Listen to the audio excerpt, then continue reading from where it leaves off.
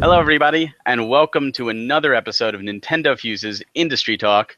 I am your host, Barry, and I'm joined today by my fellow colleagues, Mike. Hello. And Blake. Hey, everybody. And our special guest for tonight is none other than Sean Long, also known as RGT85 on YouTube. Hello, thanks for having me on. Now, Sean here, he does reviews, he does news, he does rants, he does discussions, he does a bunch of cool stuff on YouTube. So why don't you just start and tell us a little bit about your channel? Yeah, so actually, RGT85 started out as just a side project. I do stuff with Nintendo enthusiasts on YouTube, and I'm also editor-in-chief over there. And I wanted to start talking about like retro games and stuff. And I tried it on that channel, and like nobody seemed to care. So I kind of just, made this little side project that ended up just going really well. And yeah, I mean, it initially started out with just retro stuff, but, I do talk about, more modern stuff, PlayStation, Microsoft and Nintendo and stuff like that. Basically just whatever I feel like, talking about or reviewing or whatever I do. And it's nice. I enjoy it. Yeah, it's certainly great, especially, I'm a collector, the resident collector with our group, and it's great to have another collector on the panel because just different field, you understand things. Yeah, exactly. All right, so the big topic tonight is obviously E3 just happened last week. Huge. First off, what did you think of the show? And we're going to ask Mike and Blake too. So we'll go in order. Sean, what did you think of E3? Overall, I thought it was pretty decent. It seemed a little bit lackluster compared to, some previous E3s, I felt, but, it was decent overall. What about you guys? Oh, who wants to go first? Go for it, buddy. Go for it. All right. Well, I don't know. I watched through most of the conferences. I didn't get through Devolver Digital, unfortunately, even though I heard they had the best show. But I thought it was pretty decent so far. And even that, me saying so far, it's like there's more to come from that. Man, yeah, I just absolutely loved E3. So I was enjoying the whole thing, but then when Nintendo Day happened, I almost lost myself in the spotlight. So I just was like, yes, another thing. Yoshi, we've got Pokemon, we've got Metroid, we've got Kirby, and I'm just like, thank you. This makes me so happy. I got a Nintendo Switch, it's just like, this is amazing. So I'm probably the worst to ask on that, but I thought, man, that was one of my favorite Nintendo events I've seen in a long time. So that's just what I kind of thought anyway. Yeah, see, I watched it all, and I think after I watched each panel, I was very, very happy. Like, I didn't leave any of them with a sour taste in my mouth, except maybe EA, because theirs was kind of lackluster. As I dissected it, a couple days down the road, looking back on it, I stand true that I wasn't disappointed. I definitely felt there was more that should have been there. There was a lot left on the table. I do think Nintendo won, in my opinion. Non-biased at all. Like, every game I was excited for. Microsoft, I think, did a good job, but their use of exclusive was a little fishy. And Sony didn't bring any surprises. Although for me, my biggest thing was VR. VR was actually shown, and I think that was important. And no sign of the Vita, which is sad that they've just left that to die. Yeah, I thought out of the main three, I thought Sony sucked like the most out of the main three. I did like individual videos, and I rated Nintendo an A-, Microsoft a B-, and Sony a C-, because Microsoft didn't convince me to buy an Xbox One X at all, but they did convince me to buy an Xbox One S. I'm actually very interested in that system. I like, now, that it's cheaper, now that, there's games coming to it, like they showed, much more attractive. Nintendo just, Metroid twice. Like, come on. But then with Sony, it was like everyone.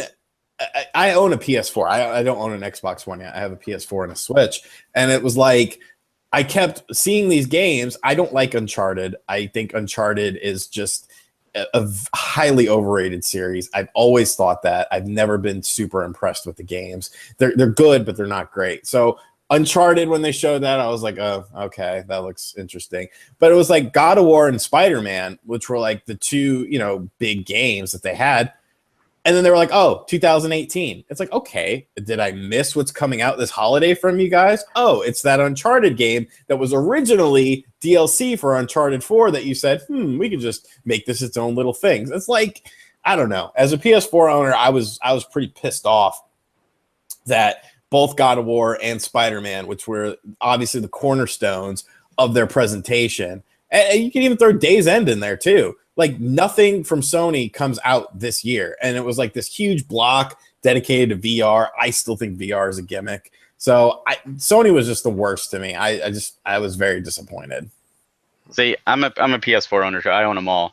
And I'm actually happy those games are not coming out this year because Nintendo is bringing so much this year, the end of this year with Xenoblade and Mario and Rabbids and Fire Emblem Warriors. Like, there's not enough time to play these games, so I can push those other ones on. And don't forget the DLC for Zelda.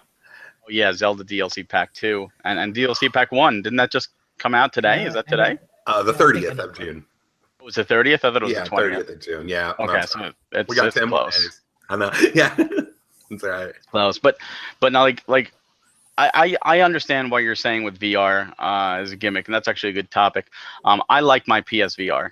However, I can't play it for extended periods of time. I do get nauseous. I do get, dizzy. Motion sickness certainly affects me. There are certain games I can play, other ones that give me 10 minutes and I'm sweating and I just need to take it off. And I do not think it's there yet. However, the fact that Sony showed that block of VR games to me spoke volumes, because Sony is famous for dropping their peripherals and systems at a heartbeat. You have the Move was dropped. The Vision camera that was supposed to launch with the PS4 as a bundle was dropped. The Vita itself was dropped. So the fact that they're even showing VR almost a year later is actually a good sign that they're willing to invest in it. Although how many of those products were actually Sony's and how many of them were third party? I was kind of amazed at how many times Skyrim was brought up at this E3. I was like, Skyrim, man, all right, we got it with the Nintendo, with Bethesda, and with Sony. I'm just like, oh my, all right, well, what year is this? So that's right. But that was really cool. I think the VR one, I don't own VR. I do have a PS4, but I was like, I don't think I still have been convinced to get one. I just don't think that's something that I'm going to be that passionate about myself. But yeah, so I think it's kind of a cool little thing, but it is that. Yeah, if I could get one for like $100 with everything, sure. But no, I can't justify spending that kind of money for something that I'm not going to use. Like, it's not ideal to me. It's not the ideal way to play video games. VR has always been something that was just, glimpse into the future. Like, I remember going to some, the Big E in Massachusetts when I was a little kid, which was like this big fair. And I played like virtual reality there back in like 93 or something. And it was always just, it was cool for that 10 minutes, but like in reality, it's like, could you do it much longer than that? Like, how long could you sit there and play a game? Plus, it completely isolates you from like everything around you. I think VR has a place in entertainment. I just don't think it's necessarily in video games.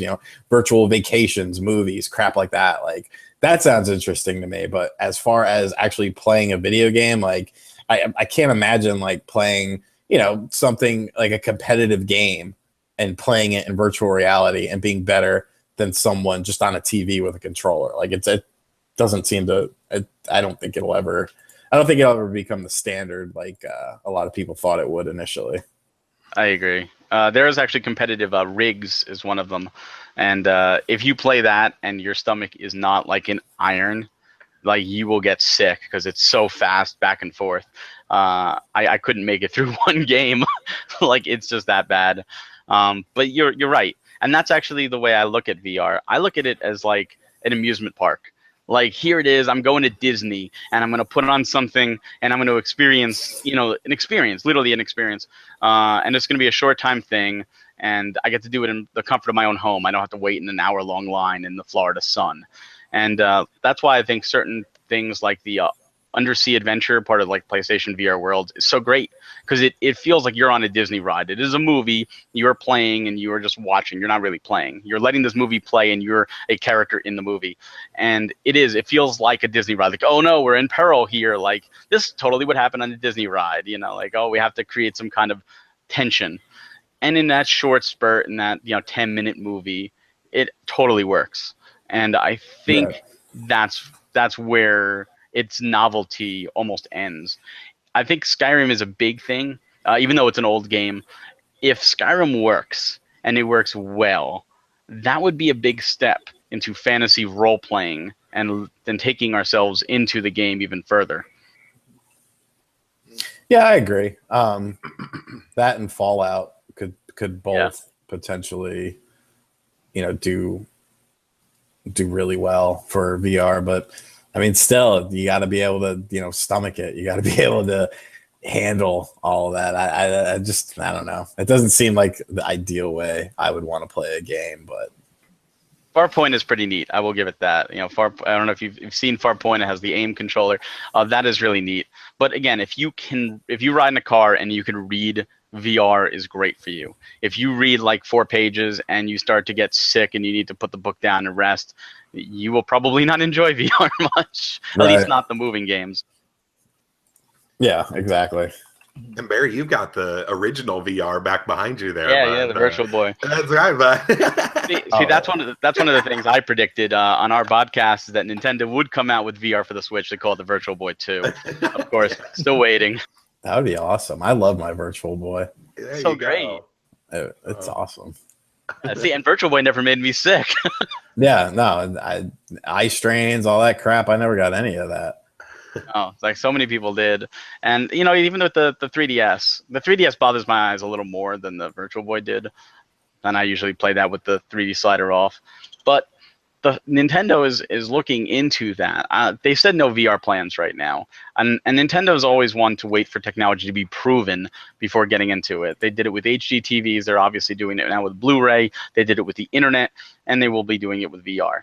I do not expect the Switch VR, maybe not till 2021, 22, if that. Probably the next console. Yeah, for sure. I think they'll take their time whenever they get into the VR market, just because, I mean, you got to figure, like, there's how many PS4s out there? Over 60 million. And they just cleared 1 million sold on VR like a month ago. Like, well, now you have to ask yourself this. Is that because they're not interested in VR, or is that because of the price? Like you mentioned it. If you could get it for $100, you would be interested in it. But at $400 or $500 for the bundle with the camera and the Move controllers and PSVR Worlds, you're like, no, I'm not doing $500 because you need that stuff. So if the price were, say, $200, would it have sold more than 1 million units? Probably, but then again, if the price was $200, they would be losing money hand over fist. Yeah. Well, that's what's interesting about both Sony and Microsoft. They're actually not afraid to lose money. Nintendo, on the other hand, they like to, nothing at a loss, except for the 3DS at launch after they drop the price. But nothing at a loss, which is commendable. Yeah, I mean, you're not in business you're not a charity. You got to make money. Now, after E3, going into this holiday, what do you guys think about Nintendo's position? Now, this is their Switch's first Christmas, the first holiday season. I'm still sticking with the fact that March was a soft launch, and that the main launch is actually coming this holiday with Mario Odyssey, coming out earlier than I expected, and I think most people expected. how do you feel, Sean, about Nintendo's position this holiday? Do you think that the Switch is going to outsell their competition, or you think it has a real uphill battle? Nah, it'll sell like hotcakes.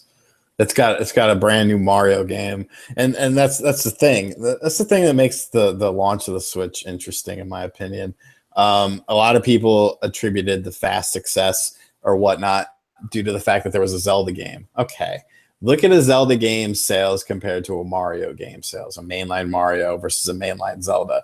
It's like 2 or 3 times in Mario's favor. Like, people buy Mario games way more than they buy Zelda games. So the fact that it launched with the Zelda game, I don't necessarily think that's what propelled the system. I think because if they would have launched with a Mario game, it would have been even more insane. And when you factor in Christmas, the fact that Odyssey looks as good as it does, yeah, it's going to be, it's going to sell ridiculous. It's going to be a Wii situation this holiday with, long lines of people waiting and parents yelling and, all that stuff. But yeah, it's going to be crazy. It's going to be crazy because it has a new Mario game. And no matter what console it is, even on the Wii U, Mario game sold. Well, it's actually kind of got 2, if you count Mario and Rabbids. That will also be out, at the end of August. That's true too. I think that's going to be an interesting game to see how well it does. Because yeah, I don't really know how well it's going to do. I think there's a Rabbids show on Nickelodeon too. Like, I've seen that once or twice. So there is an audience for the Rabbids. It may not be our generation, but there is an audience for it. And I, like you, I don't know what you thought, but I was sold on the game once I saw the gameplay. That, and when I saw the developer tearing up, you could tell he poured his heart and soul into this game. And yeah, I think the game looks good for sure. It's going to be a sleeper hit. Drawing a huge XCOM crowd as well. That's true. Switch is That's already going with strategy. I mean, you got Disgaea, you got the Battle Chasers is coming, you've got Binding of Isaac, you've got there's another one out there. Now I can't think of it. Why can't I think of it? I don't know. I look at a lot of the indie stuff, so it's like here's Kimiko or whatever. That Kimiko.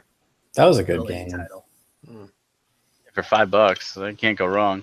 And see, that's where Nintendo's shining right now with the indie. Now, do you think they need to get full third party going forward? Obviously this year, I think we're all in agreement. This year is killer. 2017, Nintendo definitely brings their big guns. 2018 is looking good. We've got Kirby, we've got Yoshi, we've got Metroid Prime 4. Hopefully, maybe a new mainline Pokemon. Hopefully. But what about third party? Fire Emblem as well, new Fire Emblem. I mean, when it comes to third parties, I assume we're talking about Western third parties because it seems like, Japanese companies, for the most part, your Squeenix, your Namco's, Bandai Namco, Sega, I mean, they seem to be supporting the system, at least to a certain extent, a reasonable extent. As far as Western third parties go, here's the thing, and I always say this when people ask me this. If there is a calculator that comes out, a TI-89 that comes out tomorrow, and it sells like crazy, they will put their games on that. It doesn't matter history, company history. It doesn't matter. Western companies care about money. They care about sales. They will go wherever the system selling is. Look at the Wii. The Wii was a generation in terms of technology, graphical technology and whatnot behind the PS3 and the Xbox 360. There were still third-party exclusives. There were still multi-plats. There was, what do you want? Wrestling games? It's got it. First-person shooters? It's got it. Exclusives? It's got it. Sports titles? It's got it. Why? Because it's sold. That's all they care about. And, the whole thing is when you look at the launch of the Wii U, there were so many third-party games, and none of them sold. None of them.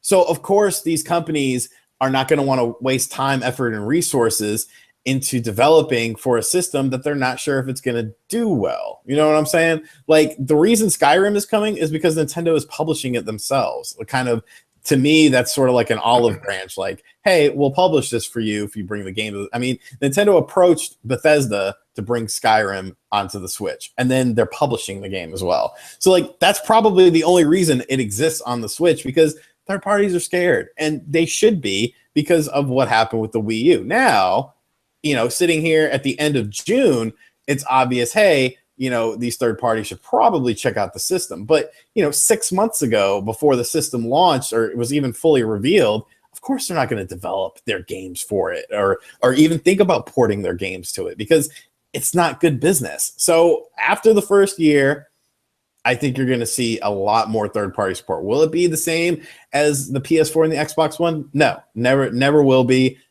That's just the facts, because some companies just won't do it. They won't downgrade their games. But the smarter ones, the bigger ones, they will. And, you know, your Call of Duties, your Maddens, your wrestling games, you know, all that stuff's going to be on the Switch next year. You're expecting that, even though like EA is only bringing FIFA this year, and 2K is only bringing NBA. Yeah, I mean, they're litmus test games. Third-party games don't traditionally sell well on Nintendo hardware. The Wii was one of the exceptions because there were so many Wiis out there. And if this install base, I mean, look at a game like, are games selling that great on the Xbox One? No, they're not. But the games still come to the Xbox One because it has the second biggest install base. It's also easy to port from your, you know, your games as a multi-platform thing. The generational gap isn't that big. You know, it's not a Wii U versus a PS4. It's not a Wii versus a PS3. The generational gap isn't that big anymore, considering the fact that when you factor in Xbox One and all the different versions of it, including the upcoming One X, what is the one common motif that all three of those systems have? They all must play the same games. So every game that works on the Xbox One X has to work on the Xbox One. So really, it's not that hard to put the games onto the Switch. It's just a matter of the system needs to sell. Well, there's one caveat, and I hope you're right. I'm skeptical, and here's the one caveat. With the Wii, you use that as a reference.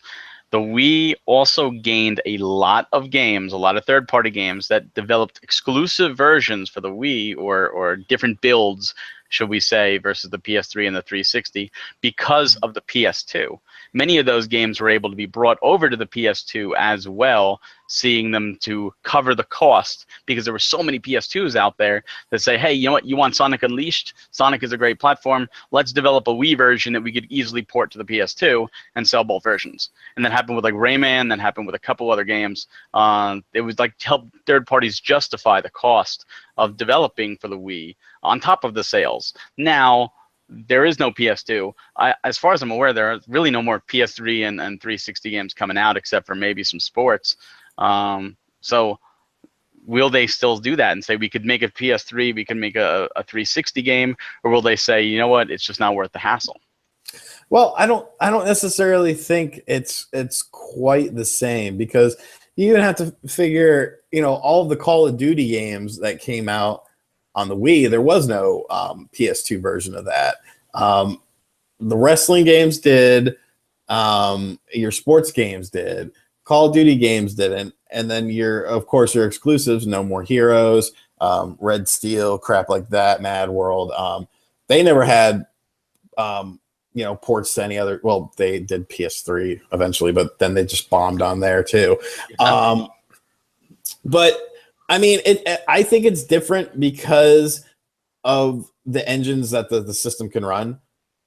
It's more of, you don't have to necessarily develop this with this in mind. You just have to downscale. You just have to, you know, it's more of like a high-end PC versus a mid-grade PC. I don't think it's, you know, it's a much smoother architecture. Nintendo systems have always been known, in, you know, since disc-based, well, even you throw in the N64, since the N64, they've always been known to be complicated to develop for, whereas this system isn't. I mean, how many small indie developers have said, you know, we've gotten our game running on the Switch in a week?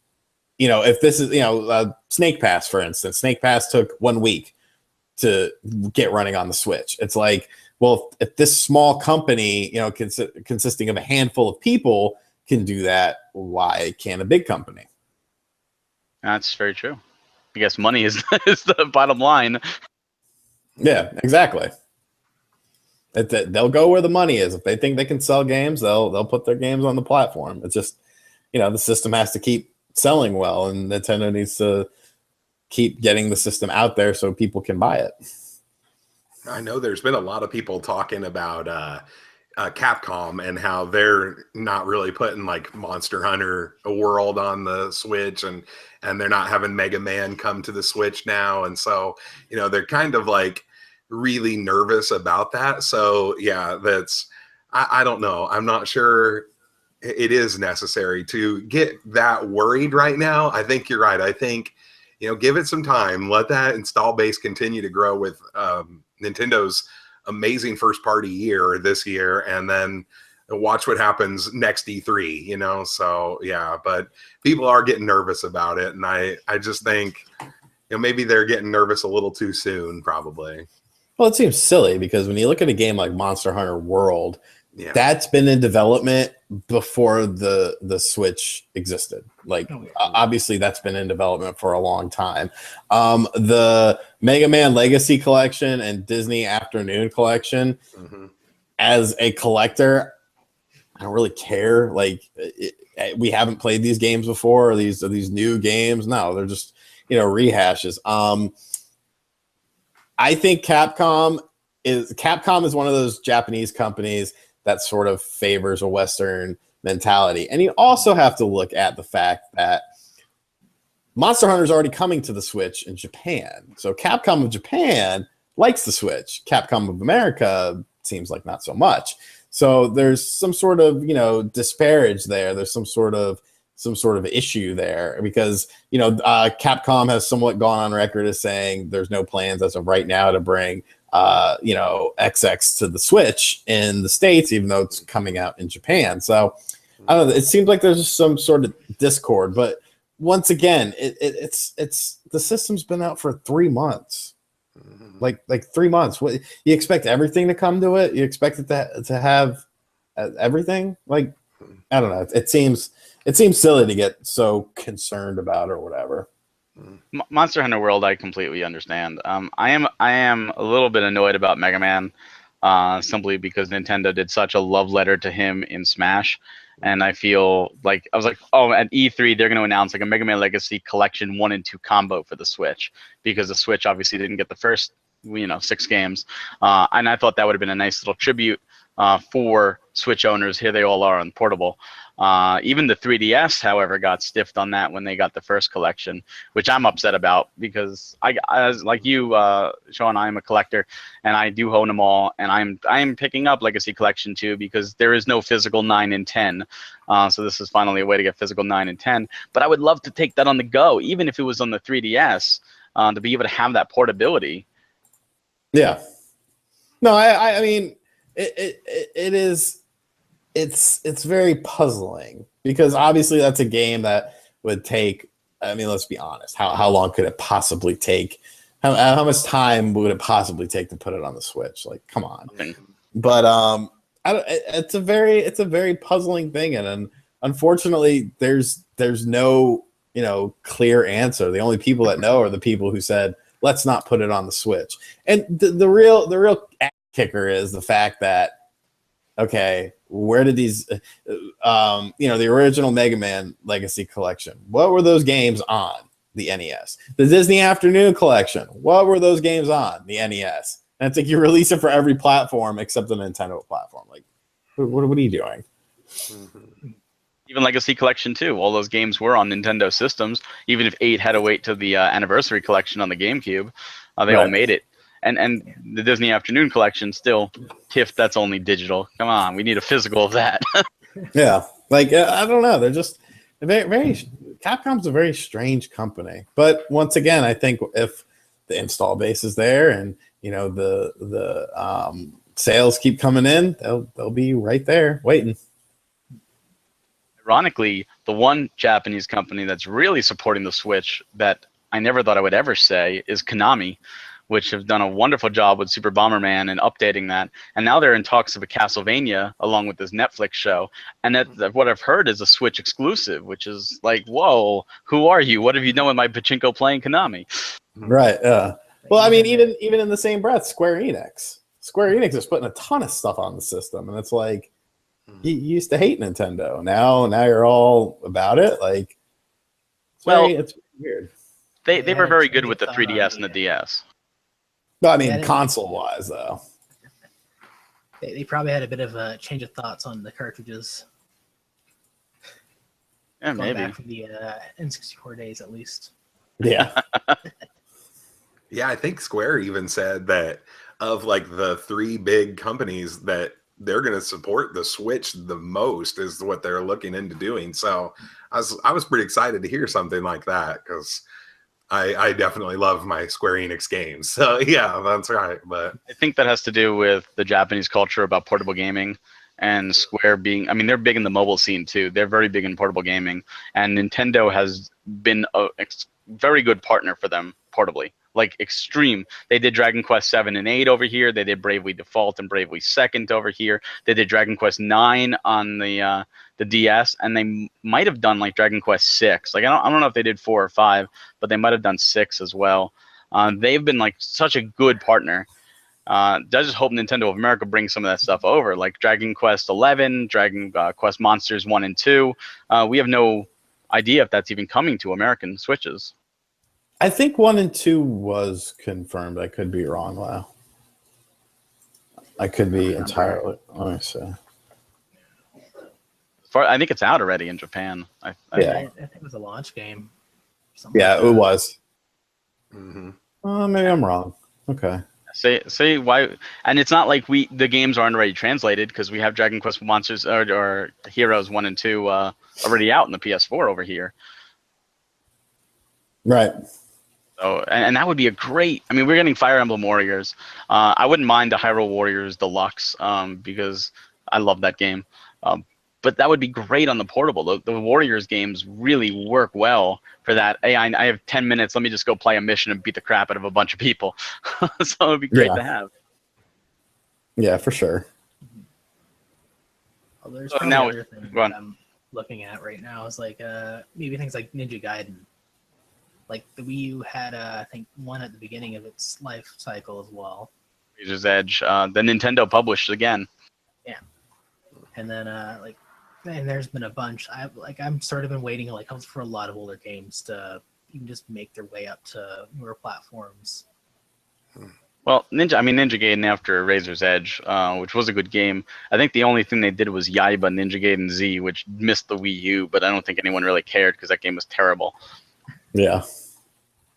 But yeah, I think the Switch can be a call to form. I mean, Bomberman shows it. Bomberman came out right there at launch and is doing really well. I think we can get back some of these old mascots. Castlevania, Mega Man, Ninja Gaiden, Metal Gear maybe even. Who knows if Konami's on board. And just getting some of these mascots back on Nintendo again, I think that would be great. I mean, Bubsy's coming back. Anyone can come back, right? Oh, God. That's still weird to me. I know. Whatever blows your hair back. It's so weird and so random. It's all because of Sonic Forces. That first trailer, everyone was like, "Oh my God, that's Bubsy," and they're like, "Oh, people want Bubsy again. Let's get another one out." Random character, Earthworm Jim. He's due for a comeback. Let's get him back on here. Mm-hmm. I would love that. Interplay was selling all their franchises, but I think I actually talked to someone, a smaller publisher, and I was letting them know about it. But they said that they wanted everything in one. Like you had to buy all the franchises. You couldn't pick and choose like which one you wanted. So like the price was like really super high. Well, another third party. Look at Darksiders with now Virgil THQ. Darksiders 2 was a launch title for the Wii U. They put out Darksiders 1 War Master Edition 6 months late on the Wii U, but actually gave it a physical release and everything. But Darksiders 3 is missing the Switch. Yeah. Just scared. It has to be. And I really hope this holiday turns around. So what are your predictions now, Sean? This holiday, what do you think is going to be the outcome come January? Do you think, what do you think sales are going to be like? What do you think your perception of in the industry, both developers and from fans, are going to be on the Switch versus the PlayStation 4 Pro and the Xbox One X? No one's going to care about the X. The PlayStation 4 Pro, I mean, maybe, but GameStop went on record as saying they're disappointed in both Pro and S sales.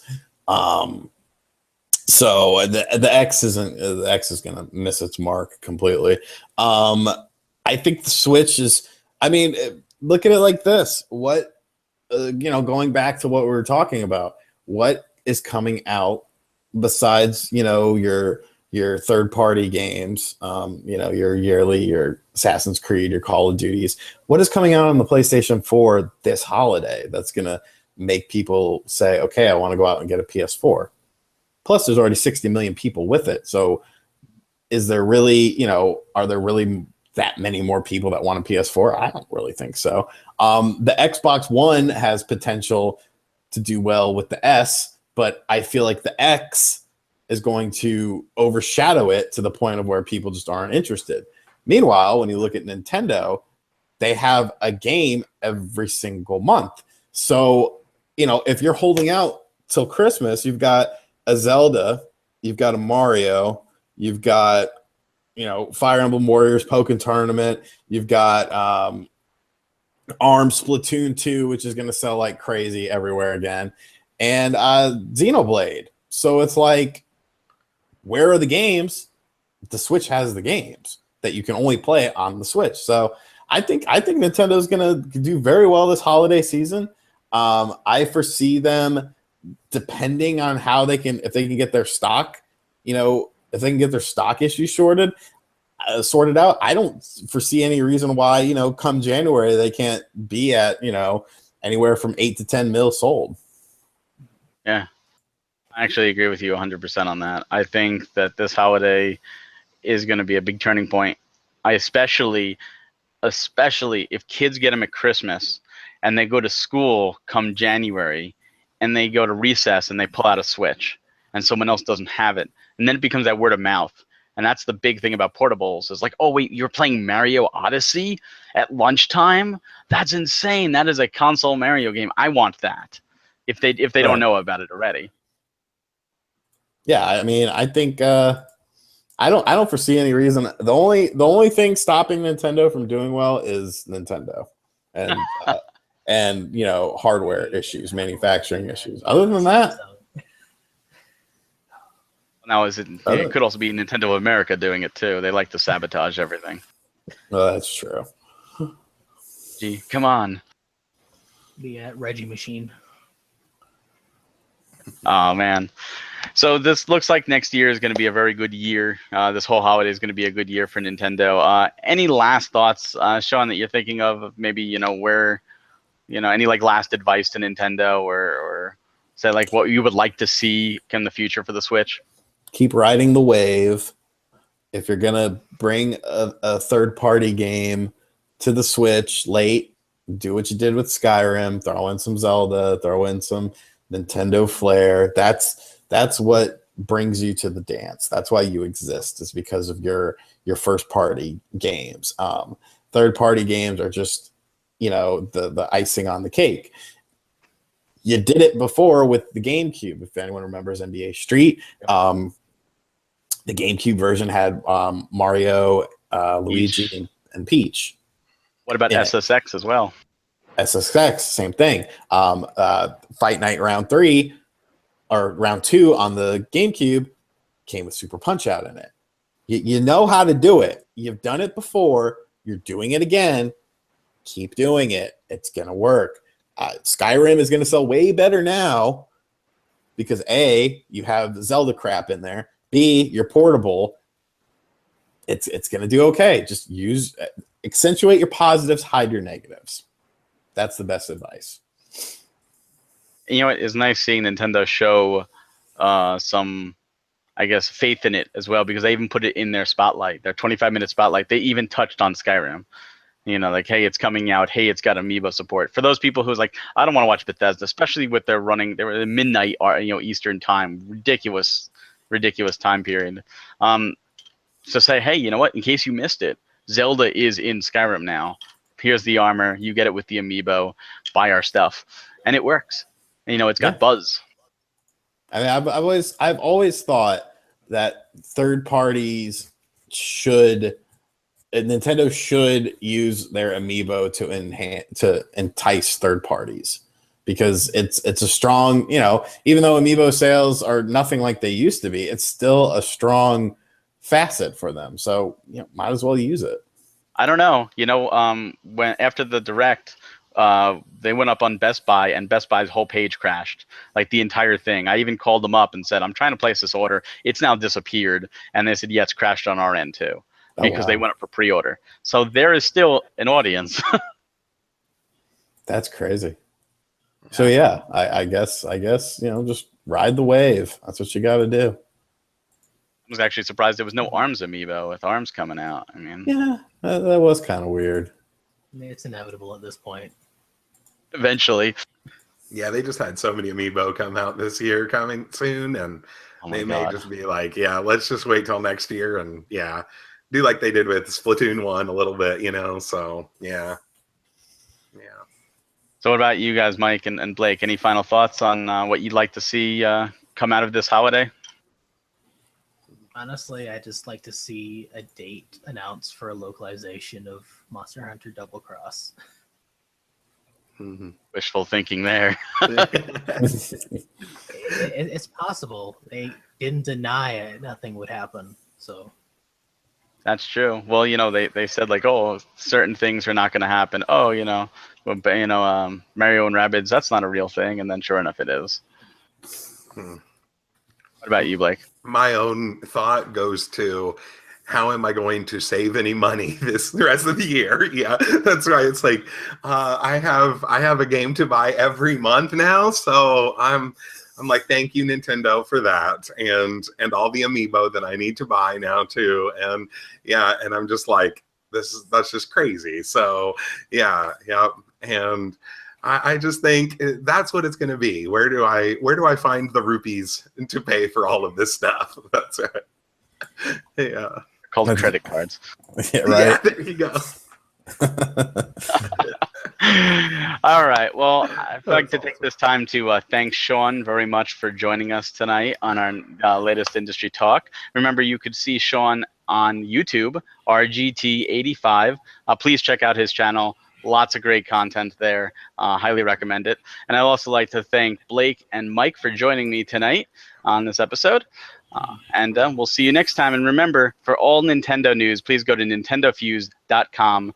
We've got tons of content there. We've got our podcast every month. We've got more Industry Talk episodes, game chats. It works. So please check us out too. Thank you, guys. Yeah.